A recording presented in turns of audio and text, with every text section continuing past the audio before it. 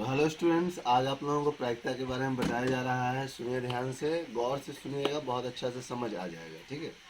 प्रायिकता में हम लोग करते हैं, प्रायिकता को इंग्लिश में बोलते हैं प्रोबेबिलिटी। प्रोबेबिलिटी, ठीक है। प्रायिकता में हम लोग अनुमान लगाते हैं। आप लोग कुछ बातों को याद रखिए। पहले प्रायिकता को समझने से पहले, प्रायिकता के प्रश्नों को बनाने से पहले हम लोग पहले प्रायिकता को समझेंगे कि कब से ये शुरू किया गया। तो जैसे कि हम लोग प्रतिदिन दैनिक जीवन में हमेशा अनुमान लगाते रहते हैं, ये होगा, ये नहीं होगा। जैसे दैनिक जीवन में हमें हमेशा अलग अलग प्रकार के कथन सुनने को मिलता है। जैसे कि होता है, संभवतः आज वर्षा हो सकती है, हमें संदेह है कि श्याम इस परीक्षा में उत्तीर्ण होगा कि नहीं होगा, ये लड़का जो कैमरा पकड़ा हुआ है ये बाहर निकलने से वर्षा में गिर जाएगा कि बच जाएगा। ठीक है। तो इस तरह से हम लोग संभावना हमेशा बनाते रहते हैं। संभावना में कुछ भी बना सकते हैं। पेट्रोल की कीमत बढ़ सकती है या कमेगी, ठीक है, ये सभी संभावना में आता है। और जो संभावना हम लोग करते हैं, जो हम संभावनाओं को अपने मन में रखते हैं, घटना को रखते हैं कि हो सकता है, नहीं हो सकता है, इन्हीं सब चीज़ों को हम प्रायिकता कहते हैं और प्रायिकता के द्वारा हम प्रदर्शित करते हैं। अब जैसे पहले हम लोग जानेंगे प्रायिकता सिद्धांत को, प्रायिकता के सिद्धांत को जानेंगे, जिसको थ्योरी ऑफ प्रोबेबिलिटी भी कहा जाता है।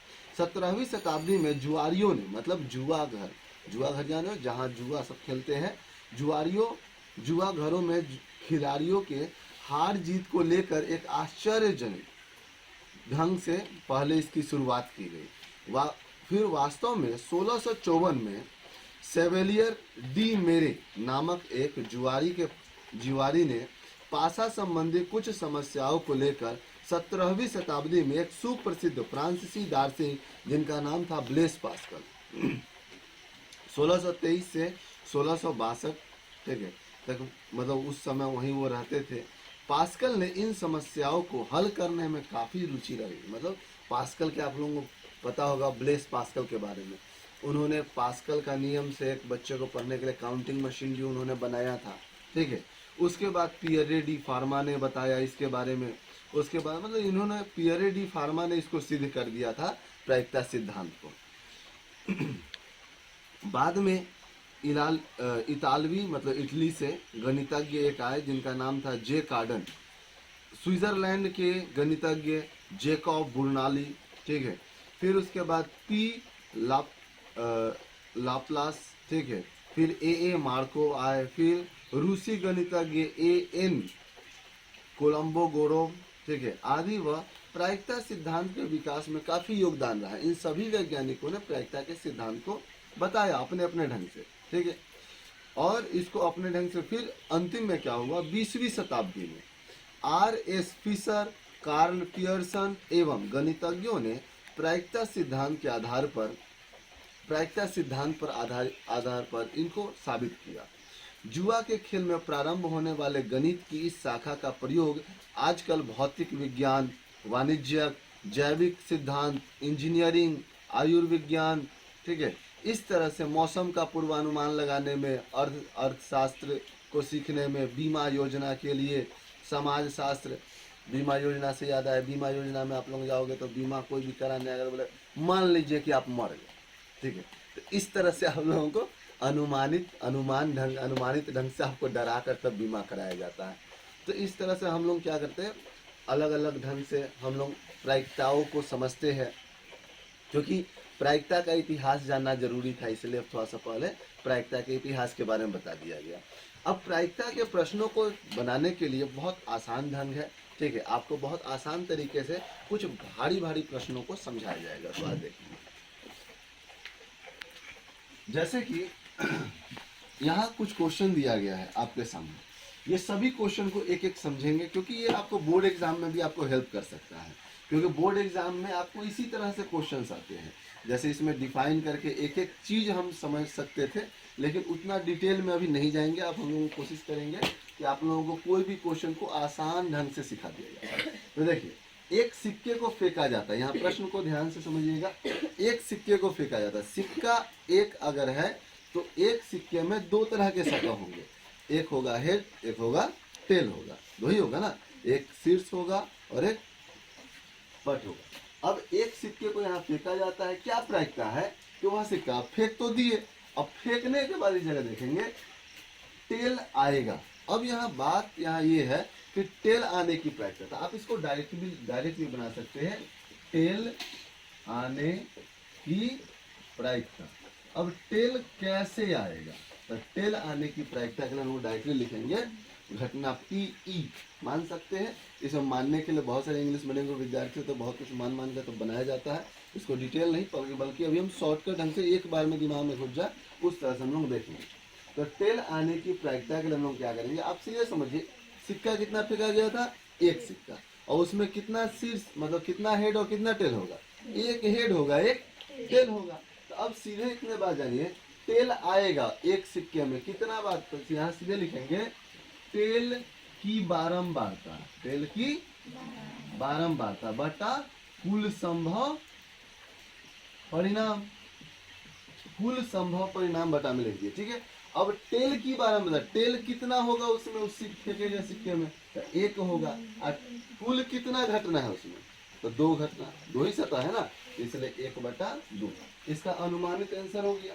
मतलब आप यहाँ सीधे डायरेक्टली अनुमान निकाले टेल कितना बार, टेल आने की प्रायिकता हो गया 1/2। तो इस तरह से हम लोग बना सकते हैं। इसी तरह से दूसरा प्रश्न को देखेंगे। दूसरे प्रश्न में लिखा गया है दोनों आएगा, कभी ऐसा पॉसिबल है सिक्का खड़ा रह जाएगा, नहीं, या तो हेड आएगा नहीं तो टेल आएगा, दोनों में से एक ही चीज आएगा ना। यहाँ सीधे लिख सकते हैं, फिर वही चीज लिखेंगे, दोनों आने की प्रायिकता होगा, क्योंकि आपको कुछ ना कुछ भाषा के रूप में लिखना है, ठीक है। तो यहाँ टेल आने की दोनों आने की प्रायिकता के लिए यहाँ हो जाएगा दोनों, यहाँ अगर वही चीज लिखता है दोनों आएगा, दोनों कभी नहीं आएगा, लेकिन दोनों में से कोई एक आएगा, तो यहाँ दो घटना, यहाँ पर प्रश्न, यहाँ बात समझिएगा, यहाँ दोनों तो एक बार में आ नहीं सकता है, या तो हेड आएगा नहीं तो टेल आएगा। यहाँ लिख देंगे दोनों की घटना, ठीक है, दोनों की घटना, दोनों एक ही बार आने की घटना बटा कुल संभव परिणाम। अगर बटा में इस तरह से लिख दिए तो दोनों तो एक बार में आ जाने, तो सीधे ऊपर लिख देंगे 0/2, ठीक है। तो इसका मान क्या हो जाएगा 0। अगर वही चीज यहाँ रहता कि दोनों में से एक आने की घटना, दोनों में से कोई एक आने की घटना, अगर यह रहता तो यहाँ हम सीधे लिखते दोनों में से कोई एक आने की घटना बराबर दोनों की प्रायिकता, ठीक है, दोनों की बारंबारता बटा कुल संभव परिणाम। तो इस समय हो जाता 2/2, यानी कि कट क्या जाता एक, कोई ना कोई तो आएगा ही ना, यानी कि घटना तो होगा ही। और एक चीज बताना आपको भूल गया, कभी भी कुल घटना का जो योग होता है वो एक होता है, याद रखिएगा। घटना होने का पूर्ण योग यानी कि पूरा मान कितना होता है, एक। घटना हाईएस्ट एक हो सकता है, एक से ज्यादा घटना का मान नहीं आ सकता, याद रखिएगा ये चीज। अब उसके बाद हेड आएगा, फिर वही बात, हेड आने की प्रायिकता बोला, तो उसमें दो ही घटना हो सकता है, या तो हेड आएगा ना तो टेल आएगा। फिर वही चीज लिखेंगे हेड आने की प्रायिकता, ठीक है, बराबर क्या हो जाएगा, तो हेड की बारंबारता, हेड की बारंबारता बटा कुल संभव परिणाम। अब हेड कितना है वो सिक्का में, तो एक है, और टोटल कितना घटना, टोटल कितना उसमें ये है सतह है, तो 2 सतह है, बटा में हो गया 2, सीधे 1/2 क्या आ गया 2। उम्मीद है कि अच्छे से समझ आ रहा होगा। अब अगले प्रश्न को समझिए, बहुत आसान सवाल था। दूसरा सवाल में लिखा है कि एक पासे को फेंका जाता है, एक पासे को, अब पासा आप समझते हो लूडो खेले हो, अब लूडो जब खेला होगा तो उसमें देखा होगा कि 1 से 6 तक उसमें अंक रहता है। इस तरह से घन के आकार का वो होता है जिसमें सभी सतह समान होते हैं ना, सभी सतह समान होते हैं, और उसमें 1 2 3 4 5 6 करके ऐसे अंक लिखा रहता है, और एक सतह पर एक ही अंक रहता है, 2 अंक नहीं हो सकते। यानी कि उसमें 6 सतह है, और 6 सतह में 6 अंक होते हैं, और सब में एक ही अंक होते हैं, इतना तो आप लोगों को पता ही होगा। अब जैसे इसमें भी अब घटना आपको दिया, एक यहाँ बोला कि अब मान लीजिए उसको फेंक दिए, लूडो खेल रहे हैं और उसमें क्या किए, फेंक दिए। फेंकने के पश्चात यहाँ लिखा 4 से छोटी संख्या आएगा। अब आप सब सोचिए कि 4 से छोटी संख्या, अब लूडो के जो डाई, आपके पास जो डाइस है जिसमें 1 से 6 तक अंक लिखा हुआ है, उसमें 4 से छोटी कौन कौन है? तो 1 है, 2 है और 3 है। तो सीधे लिखेंगे 4 से छोटी अंक होने की प्रायिकता बराबर, होने की प्रायिकता बराबर क्या हो जाएगा? तो 4 से छोटी अंक, तो यहाँ लिखेंगे 4 से छोटी अंकों की बारंबारता, 4 से छोटी अंकों की बारंबारता बट्टा कुल संभव परिणाम। नीचे तो वही लिखना। तो जैसे 4 से छोटी अंकों की बारंबारता बट्टा कुल संभव परिणाम, ये चीज लिखा गया। अब इसमें देखिए ध्यान से, 4 से छोटी अंक कौन है? तो 1 है, 2 है और 3 है, यानी कि यहाँ 3 घटनाएं हैं, मतलब 3 ही अंक है। अब कुल कितने अंक है उसमें? 6 अंक है। यहाँ बटा में लिख दिए 6, यानी कि इसको काटेंगे तो क्या आ गया इसका प्रायिकता? 1/2। बात समझ आया कि नहीं? अब इसी तरह से अब अगला क्वेश्चन को देखेंगे। अगला क्वेश्चन में ध्यान देंगे। अब लिखा है अगला क्वेश्चन में, कोई विषम संख्या होगा, कोई विषम संख्या। तब कोई विषम संख्या होने की प्रायिकता, फिर वही चीज लिखेंगे, कोई विषम संख्या होने की प्रायिकता बराबर। ठीक है, अब यहाँ विषम संख्या कितना है? तो 1 है, 3 है और 5 है। इसके अलावा और कोई है? तो यहाँ लिखेंगे विषम संख्याओं की बारंबारता बटा कुल संभव परिणाम। तो विषम संख्या कितने थे? तो 3 थे। अब कुल घट रहा कितना है? तो 6 है। 6 है तो कितना आया हमारे पास? 1/2 आ गया। समझ आया ये चीज? अब अगला देखिए, शून्य होगा। अब आप ध्यान दीजिए उसमें कि शून्य हो सकता है। अब शून्य होने की बात आई तो शून्य क्या होगा? उसमें हम पहले बता दिए, उसमें कितने सारे अंक है?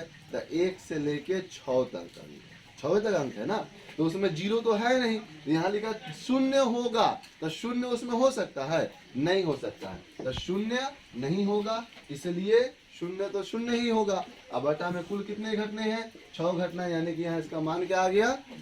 0। बात समझ आया? अब एक अभाज्य संख्या होगी, भाषा सब में वही लिखना है। जैसे यहाँ शून्य के लिए होगा तो शून्य होने की प्रायिकता बराबर, तो शून्य होने की प्रायिकता क्या हो जाएगा? शून्य की बारंबारता बटा कुल संभव परिणाम। फिर 4 में लिखा एक अभाज्य संख्या होगा, तो एक अभाज्य संख्या कब होगा? एक अभाज्य संख्या होने की प्रायिकता क्या हो जाएगा?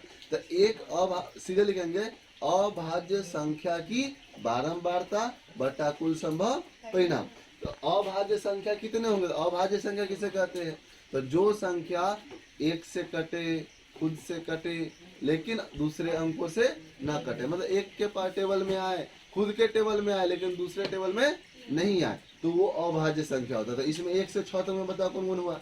तो एक तो होगा नहीं, 2 होगा, फिर 3 होगा, फिर 5 होगा। तो इसमें भी 3 गो है। अभाज्य संख्या भी कितने हैं? 3 है। तो यहाँ भी लिखेंगे अभाज्य संख्याओं की प्रायिकता बराबर अभाज्य संख्या की बारंबारता बटा कुल संभव परिणाम। तो अभाज्य संख्या कितने हैं? तो 3, और टोटल कितना है? तो 6 करके फिर ये भी क्या आ जाएगा? समझ आ रहा है? अगला क्वेश्चन है 6 से बड़ी संख्या।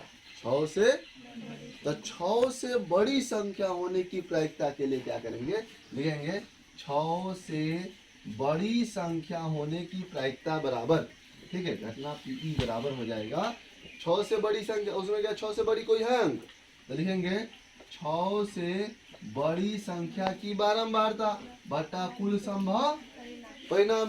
अब 6 से बड़ा उसमें अंक होगा नहीं है, तो ऊपर लिख देंगे 0। अब कुल कितना घटना है? तो 6, इसका वैल्यू क्या आ गया? 0। क्वेश्चन समझ आ रहा है? कोई भी क्वेश्चन टफ नहीं है, ठीक है। अब अगला क्वेश्चन देखेंगे।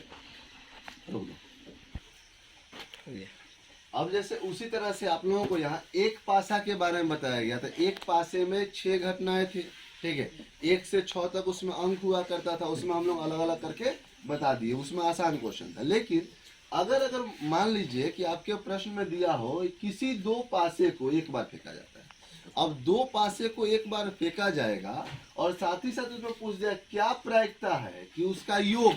अब जैसे ही योग आएगा तो आपको घटना को पहले लिखना पड़ेगा, कितना घटना हो सकता है। अब मान लीजिए एक पासा के लिए 1 2 3 4 5 6, दूसरे पासा के लिए 1 2 3 4 5 6, ठीक है। अब देखिए घटना बनेगा, एक इसमें एक इसमें, ठीक। 1 2 फिर आएगा घटना, यहाँ हो जाएगा 2 1 3 1 4 1 5 1 6 1। फिर इससे आप बनाते हैं 1 2 2 2 3 2 4 2 5 2 6 2। फिर इससे बनाएंगे 1 3 2 3 3 3 4 3 5 3 6 3। फिर इससे बनाया जाएगा 1 4 2 4 3 4 4 4 5 5 5 4 6 4। फिर इससे बनेगा 1 5 2 5 3 5 4 5 5 5 6 5। फिर इससे बनेगा 1 6 2 6 3 6 4 6 5 6 6 6। मतलब आप ध्यान से अगर देखिए तो दो पासा के योग में इतने सारे घटनाएं हो सकते हैं, यानी कि टोटल घटना 36 को घटना घटा, ठीक है। अब इसमें से प्रश्न लेते हैं। यहाँ लिखा, यहाँ दो पासे को फेंका गया।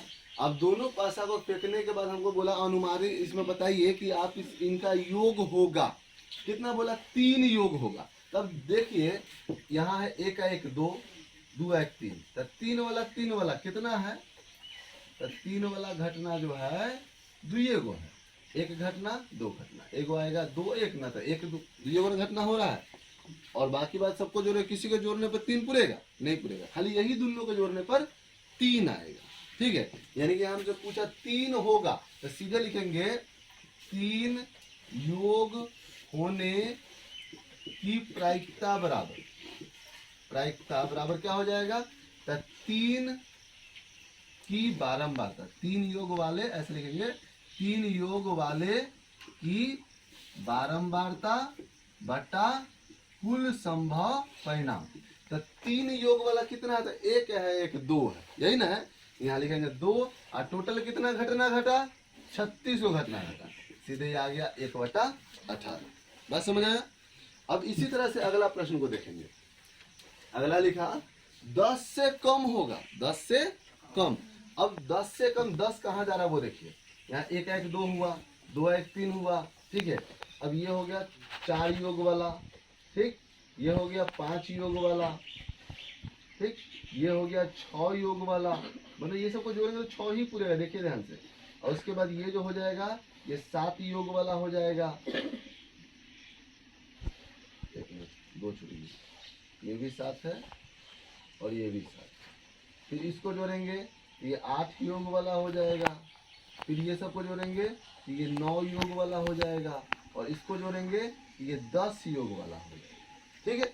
अब यहाँ क्या बोला प्रश्न कि योग 10 से कम होगा, यानी कि 10 वाला को छोड़कर, 10 वाले को छोड़कर, यानी कि ये 10 वाला को, ये तीनों को छोड़ के इधर में जितना होगा, यानी कि 1 2 3 4 5 6 7 8 9 10 11 12 13 14 15 16 17 18 19 20 21 22 23 24 25 26 27 28 29 30, यानी कि 10 योग वाले को छोड़कर, यानी कि उससे कम वाला टोटल कितना है, तो फिर लिखेंगे 10 योग वालों की 10 योग से कम होने की प्रायिकता बराबर, ठीक है। लिखेंगे 10 योग 10 से कम वालों की बारंबारता बटा कुल संभव परिणाम। तो इसका हो जाएगा सीधे टोटल कितना है, तो 30 गो, 10 गो से कम कितना है, 10 योग से कम कितना है, तो 30, और टोटल घटना कितना है 36। काट के इसका भी आंसर आ गया। बस समझ रहे हो।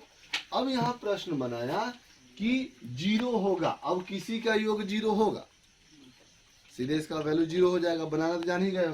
फिर यहाँ 0 नहीं होगा, तो 0 नहीं होगा यानी कि 0 के अलावा कुछ होगा।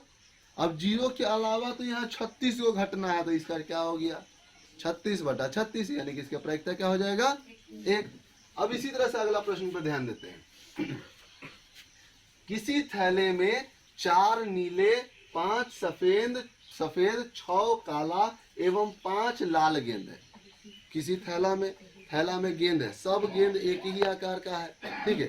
अब एक ही आकार का गेंद है, बस कलर सब में डिफरेंट है। एक है 4 गो है नीला गेंद, 5 है सफेद गेंद, 6 है काला और 5 है लाल गेंद। अब 4 तरह के गेंद उस थैले में मौजूद है, सभी की संख्याओं खाली याद रखें, सबका संख्या, ठीक है।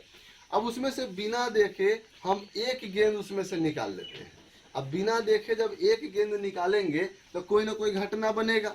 अब यहाँ बोला पहला कि लाल होगा, तो सीधे लिखेंगे लाल होने की प्रायिकता बराबर क्या हो जाएगा, तो लाल गेंद की बारंबारता, लाल गेंद की बारंबारता बटा कुल संभव परिणाम।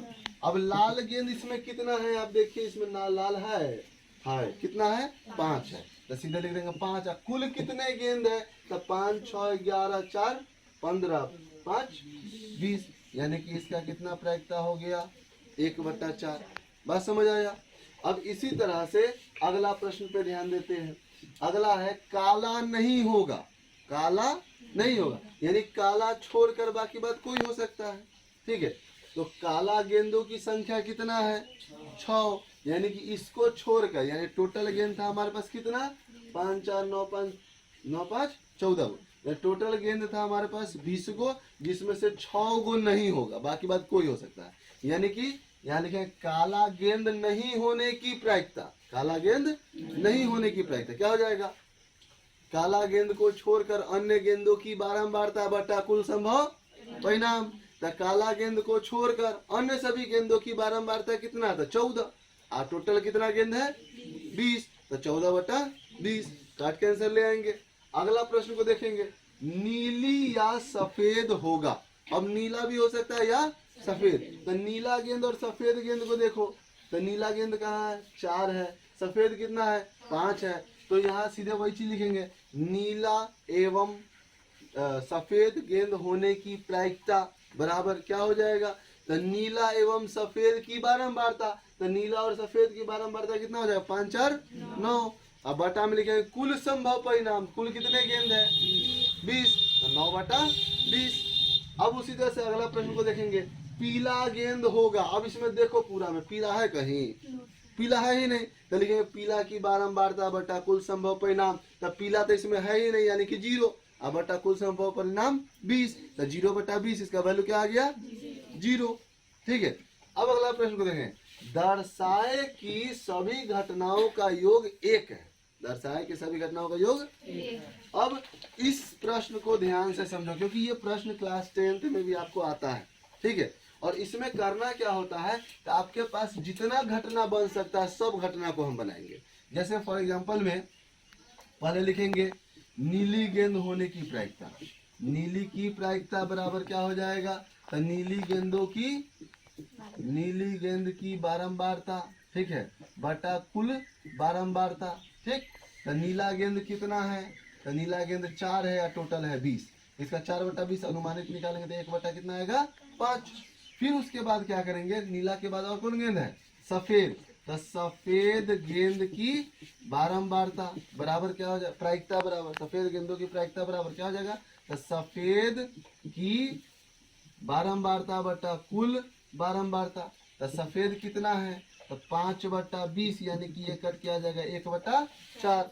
फिर और कौन गेंद है काला, तो फिर लिखेंगे काला गेंद की प्रायिकता बराबर, काला गेंद की प्रायिकता, तो फिर वही चीज लिखेंगे काला की बारंबारता बटा कुल संभव परिणाम, तो काला कितना है 6/20, इसको काटेंगे तो क्या आ जाएगा 3/10, ठीक है। फिर वही बात, और कौन गेंद है लाल, तो सीधे लिखेंगे लाल गेंद की प्रायिकता बराबर लाल गेंदों की बारंबारता बटा कुल संभव परिणाम, तो लाल कितना है, तो लाल है 5/20, कटेगा तो ये भी आ गया 1/4। अब ये सिर्फ बना रहे हम 5 नंबर के लास्ट क्वेश्चन के लिए, ठीक है, कि दिखाना है कि हमें सभी घटनाओं का योग कितना है 1। तो अब लिखेंगे योग बराबर योग, सब घटना निकल गया। अब योग के लिए क्या करेंगे, सब का योग को जोड़ देंगे, 1/5 जोड़ 1/4 जोड़ 3/10 जोड़, सब को जोड़ोगे ना तब 20/20 आएगा, यानी कि उसका मान क्या आएगा 1 आएगा। इस चीज को अगर आप दर्शा दिए सही से तो आपको मिल गया नंबर। सही हो गया। बात समझ आया। अब अगला प्रश्न को देखेंगे। ये सब क्वेश्चन समझ आया सभी क्वेश्चंस को।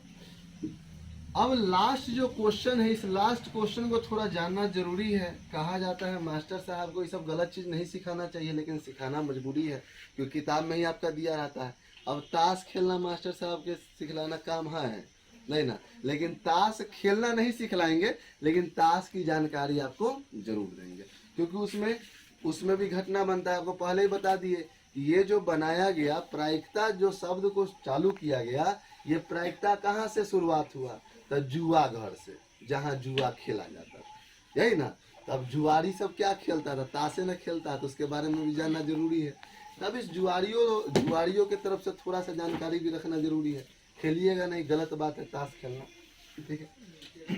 तब ताश के बारे में समझेंगे। ताश के पत्तों को पहले समझेंगे। ताश के पत्तों को आप देखोगे तो इसमें इस तरह से बहुत सारे पत्ते होते हैं। लाल पान, काला पान, चिड़िया, ठीक है, ठीक है। इस तरह से 4 तरह के पत्ते होते हैं। ये मान लीजिए ये रंगा हुआ काला से, ठीक। तो इसको चारों का नाम क्या हो जाएगा? तो इसका नाम हो जाएगा, ये हो गया लाल पान, ठीक है।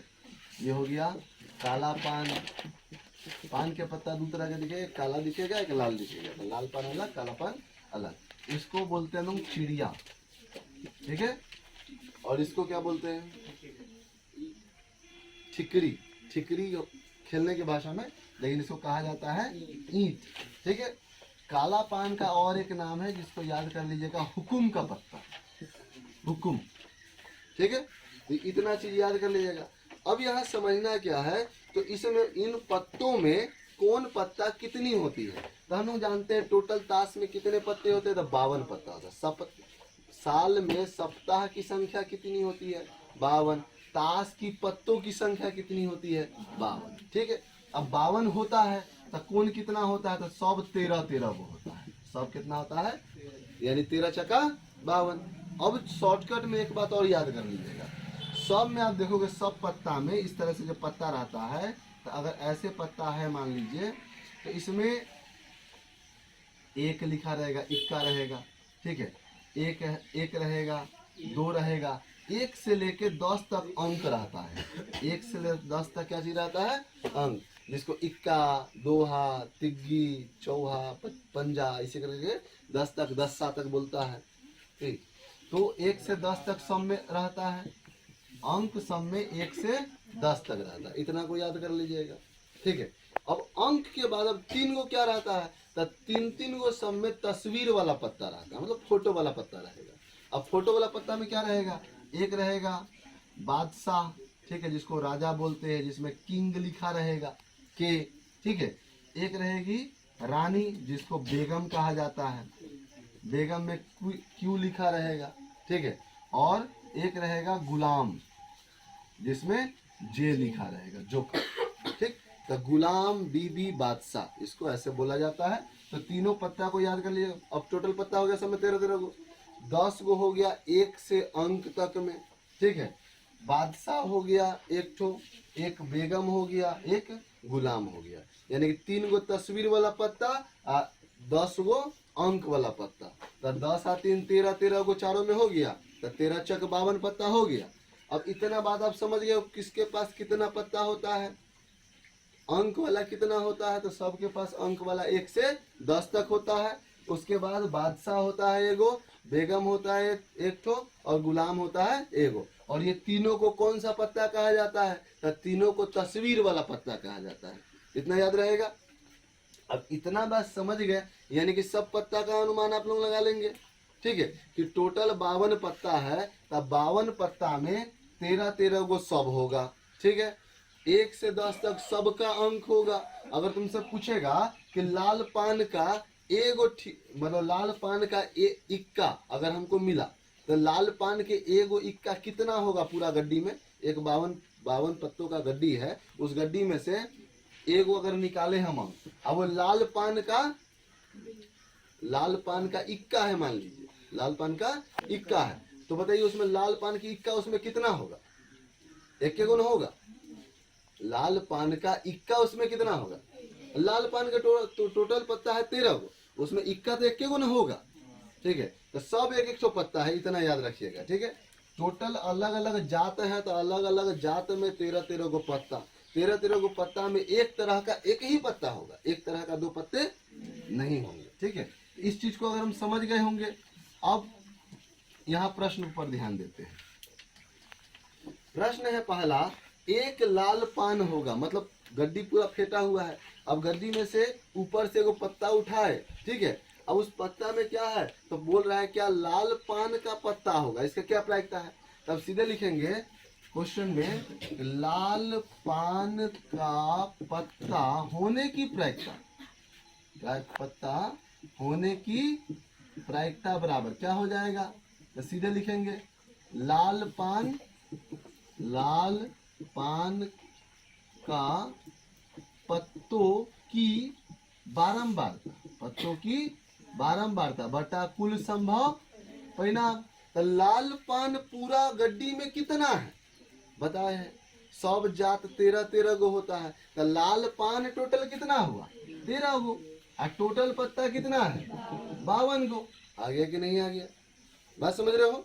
तो यही चीज को आपको पहले याद कर लेना हो, कौन पत्ता कितना है। अब दूसरा घटना बोला, एक इक्का होगा। अब ध्यान दीजिए, जात कितने थे 4 जात में इक्का कितना होगा था 4 गो, सबके पास 1-1 इक्का होगा ना, एक से ज्यादा तो किसी के पास है नहीं। तो यहाँ भी लिखेंगे एक इक्का होने की प्रायिकता बराबर, तो इक्का की बारंबारता, ठीक है, बटा कुल बारंबारता। तो टोटल गड्डी में 4 गो नहीं इक्का होगा, 4 गो जात के, तो 4 गो इक्का बटा टोटल कितना पत्ता है 52 गो का कैंसर आ गया।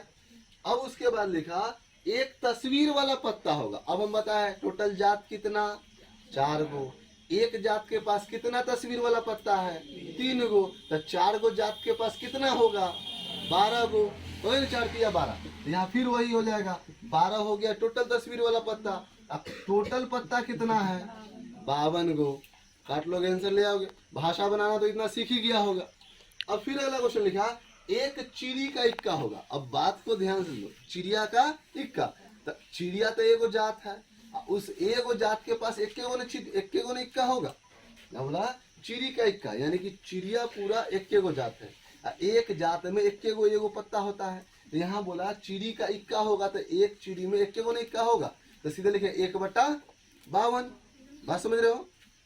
अब काला पान या ईंट का एक पत्ता होगा। अब बात को समझो, काला पान भी हो सकता है जिसको हम हुकुम का पत्ता बोलते हैं। तो काला पान टोटल कितना है 12 गो, 13 गो, काला पान कितना है 13 गो, उसका ईंट कितना है 13 गो, तो 13 दूना 26। अब बोल रहा है कि उस गड्डी में से या तो काला पान भी हो सकता है, जो पत्ता हम उठाए हैं वो काला पान भी हो सकता है, या ईंट भी हो सकता है। तो 13 दूना 26, और टोटल कितना पत्ता है मेरे पास 52, तो इसका घटना हो गया 26/52।